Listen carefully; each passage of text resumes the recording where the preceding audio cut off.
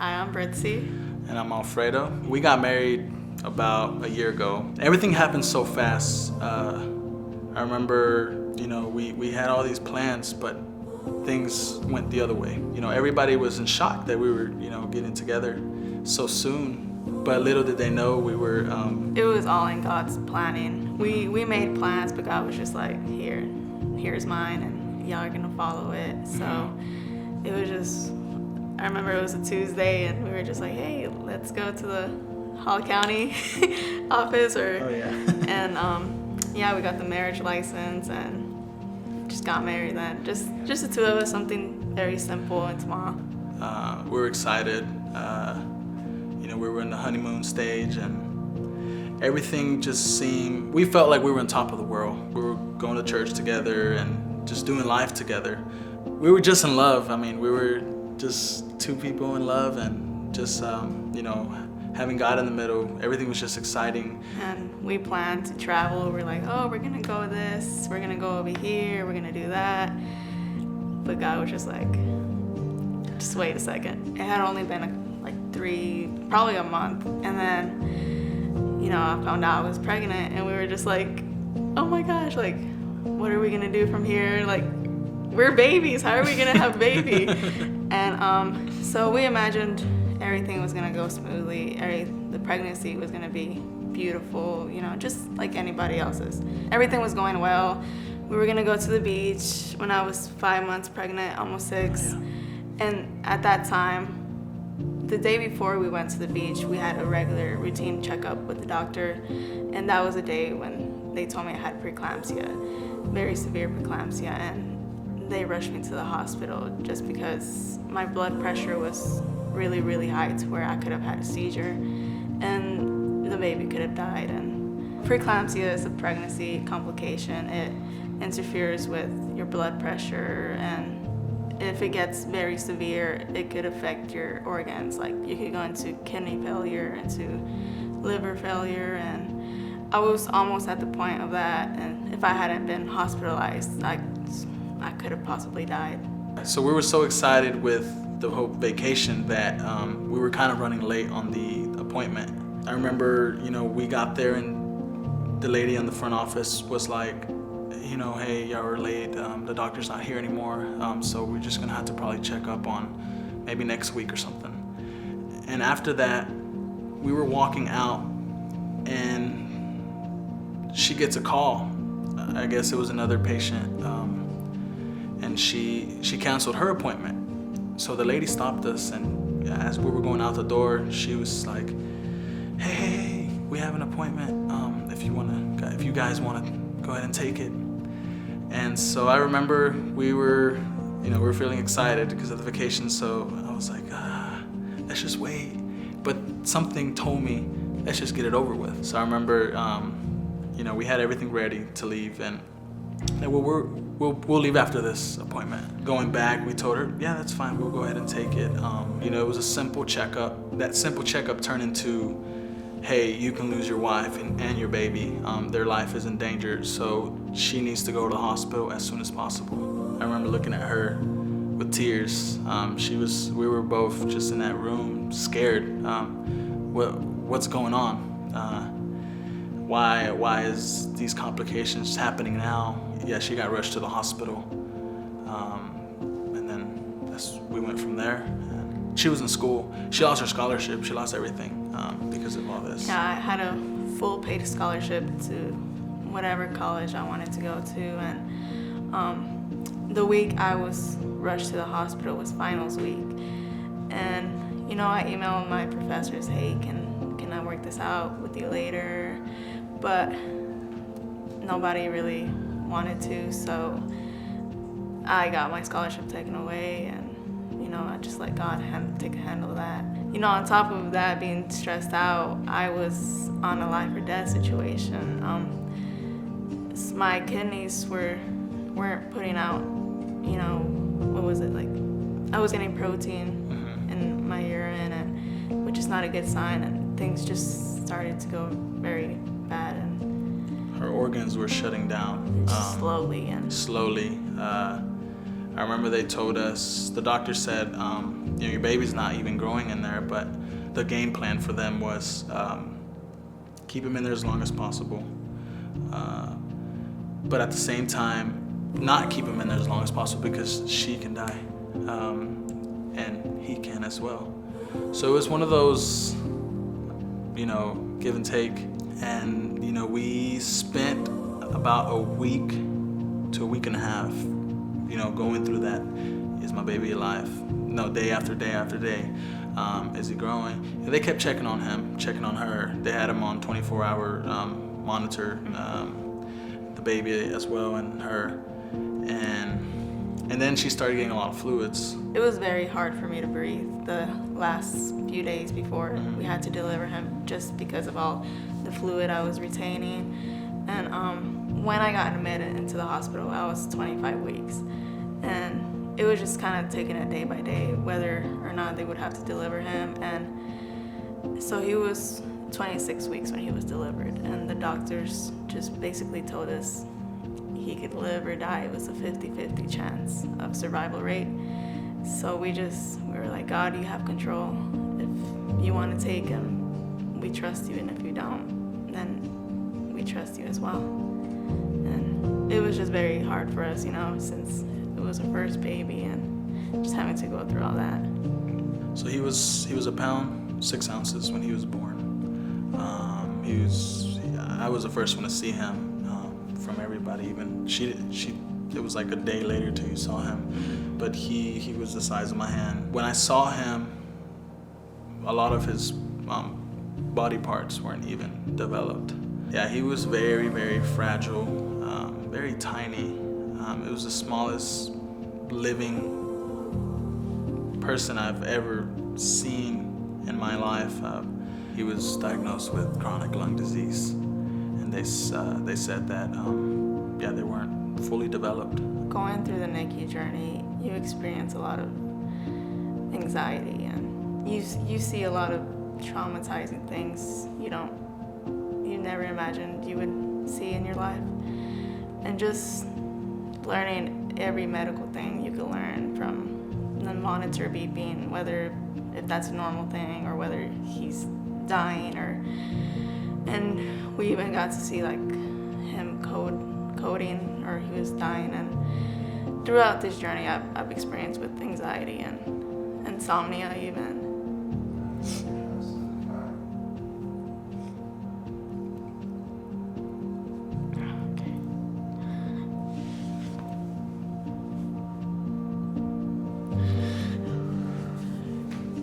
It's been a while we haven't talked about it, so.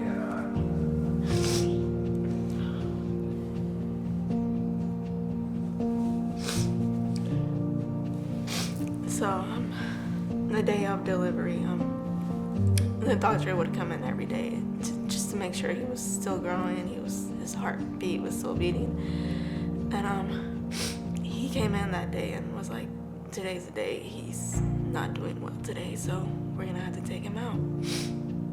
So I didn't realize how serious it was till after he was delivered, and everybody was coming in just checking up on me, and the anesthesiologist came in, and so he was the one that told me that I was gonna have to be put in a coma due to all the fluids, and they were afraid that I could possibly die on the surgery table, and my heart could possibly stop due to all the fluids. So I asked him, I was like, just please let me be awake, and if something happens to me, just take over. So we went in the OR, and I was really, really afraid, so afraid. Everything went well, thank God. There was no need for coma, and everything just went smoothly, and God was truly taking over at that time. After he was delivered, they took him straight to the NICU, which is like an intensive care unit for really small babies. And my wife, she was in the ICU. They had to monitor her throughout she just had C-section. And so, a couple days took her to recover. She was finally on her feet again. I think it took you 2 days? 2 days. Yeah, 2 days, and she was on her feet. And when they saw her, when we walked to the NICU, they saw her on her feet, and they didn't even know it was her. They're like, "Are you already up?" Because it takes a while to recover from C-section And from preeclampsia as well. and preeclampsia and all that. And she just wanted to see Abel. And so when she first saw him, he was tiny. Throughout the days, as we were there, we weren't sure what was going on. We just transitioned to this. The first question that popped up to us was, how long are we going to be here? I remember them saying that the journey just begun. So y'all have a long way to go. He got to a point where he was really, really sick, and he had a bad pneumonia, and they had to put him in a coma for about a week just so the ventilator could breathe through him and he wouldn't get agitated. And it was those weeks where they told us that he wasn't gonna make it, that he wasn't going to survive, and they just told us to prepare for the worst and to be ready if we would get a phone call in the middle of the night, saying the worst, that our child's dead. We started praying, we started claiming the name of Jesus over him, and roughly about a week later, he was off the ventilator. He was off the paralytic, and he was breathing on his own. So as the weeks kept going by, it was a roller coaster, on and off. He would get sick, and then he wouldn't. He would be in coma, and then he wouldn't. He would stop breathing, and so he had several code blues. And code blue is in the medical field is where they stop breathing, and they have no pulse. As she was holding him, he started getting blue. The monitor was just, going on and off. And I think that night he was very close on his heart rate to stop. It was like very, very close. What was it, like 20, 30s? And so everything happened so quick, but the nurse runs in there, the doctor runs in there, several nurses, and they take the baby away, and they said, y'all need to get out of here. This is too much for y'all. We'll let y'all know what's gonna happen next, because right now he's not breathing. So my wife was already out the door, and I was close, and I told my wife, we need to go back in there, because I felt like God was speaking to me and telling me that you need to go back in there and praise me. Not for, what I do, but for who I am. And so I remember going back in there, and I grabbed her hand, and I said, I told the nurses, I'm sorry, but we need to go back in there. As I was, closing my eyes, my wife was in tears. I would look towards him, and he was getting even more blue. He started turning gray. The whole scenario lasted about 3-4 minutes. He wasn't breathing for that long. And I remember him coming back. He came back. It impacted me in a tremendous way, because one thing that when I looked at him, he had his hands up. And God spoke to me and said, why is it that him with his size, he can lift his hands up and you can't? With the little strength that he has, he can lift his hands up, but you can't. You can't even say thank you for what I'm doing and for what I didn't do. The doctor came to us, and she said, how are y'all doing? And I said, I'm great. And she looked at me like, your son was about to die. I was like, but God is good. He just came back. What God did in that moment, it's what really changed the whole atmosphere. It made me see the calling that God had, not only on our son, but in our lives, and the purpose. And I remember even the doctor coming in one day and told us, and we had a long talk with her, and she said, your son, he might not ever be normal. He's never gonna get off the breathing tube. He's never gonna be able to suck on a pacifier. He's not going to be that baby you're expecting. As we continued fasting and praying, me and my wife, we stayed in that room. We were at Northeast for about 3 months. We stayed in that room, but I started seeing other babies move. They were graduating. They have this thing in the NICU where when you graduate, you keep, as you get better and bigger and stronger, they get you closer out the door. But Abel never moved. We were just stuck. We saw babies before him and after him that already were going home. It was definitely a battle with our faith. We thought we had strong faith, and I remember I told her once at that moment, I said, Abel's not moving, but I feel like we're not moving even spiritually. Being in an Abel situation, it was every day was a bad news type of day, and there was no good news. And doctors would tell us how he would have like developmental issues from sometimes even his code blues. There's no oxygen going into the brain, so we didn't know if he was gonna be normal. And they told us that he would be a special needs baby, and the doctors were just losing hope, and that didn't make us feel any better because, they're the medical team. They're the ones who can do something in that situation. He was back on the breathing tube, and at that point, the doctor walks in and she gives us the option to, she said, "Hey, I'm sorry to tell you that I know it's hard for you as a doctor to say this, but we're losing hope. We don't know what else we can do with him. We're trying everything we can. We're giving him every medication he needs, but we can only do so much. We just want to be honest with you guys, and he might not make it any longer. He keeps desatting, and desatting is when you stop, you're losing oxygen and stuff, and you guys might want to start thinking, disconnecting him, stopping all the medical treatment because there's not much left we can do." And I remember sitting there, and as she said that, we were weeping. I remember we cried ourselves to sleep, and just being overwhelmed with everything going on. In that moment, I said to myself, who am I to end a baby's life? God gave him his first breath. He will give him his last. One thing that God spoke to me through prayer was, don't let your circumstance stop you from serving him. And I just kept pushing, pushed her. Let's keep going to church. We got a bad report. Let's go to church. We got another bad report. Wednesday service. Let's go.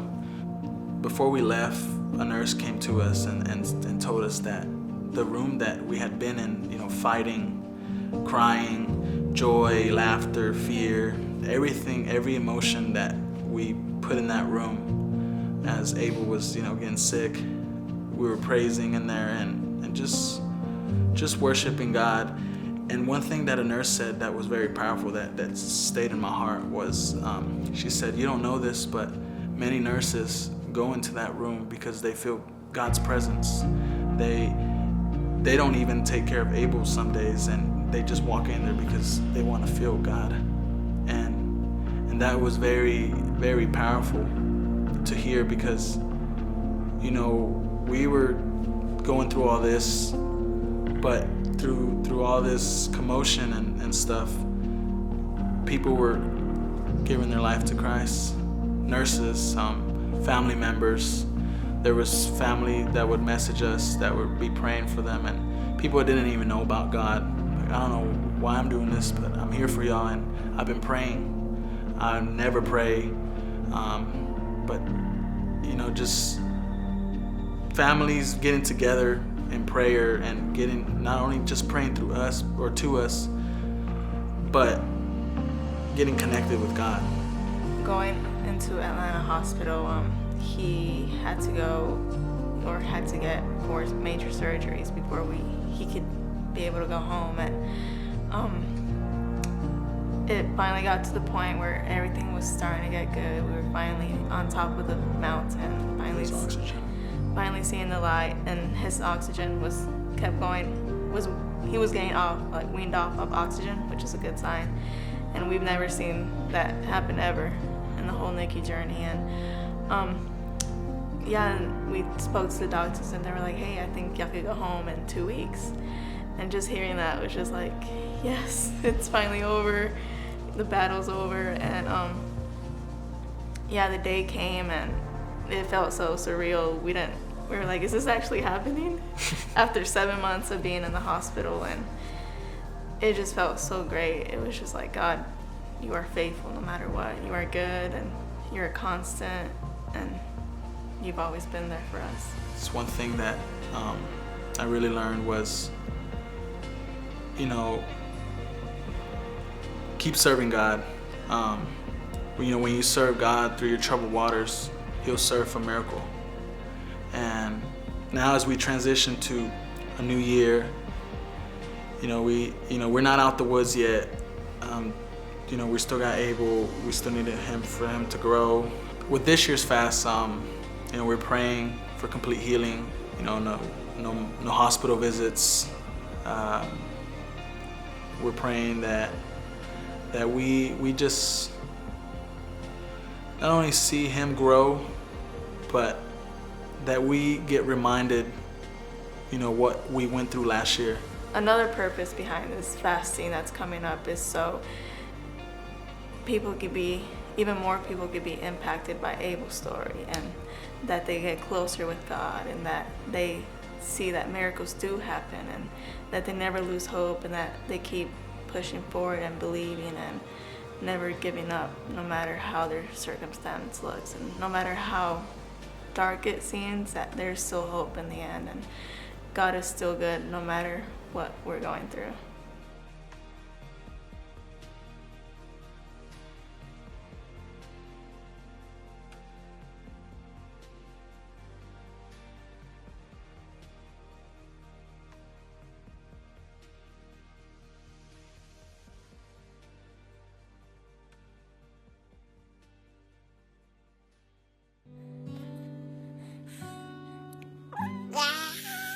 The atmosphere is changing now. That the Spirit of the Lord is here. Yeah. The evidence is all around. Yeah. That the Spirit of the Lord is here.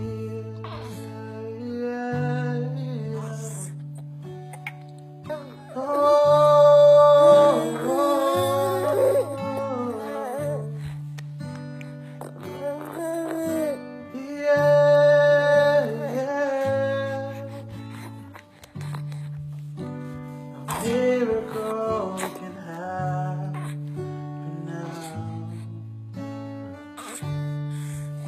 And the Spirit of the Lord is here. You made a way for my dry bones. Ain't no mountain high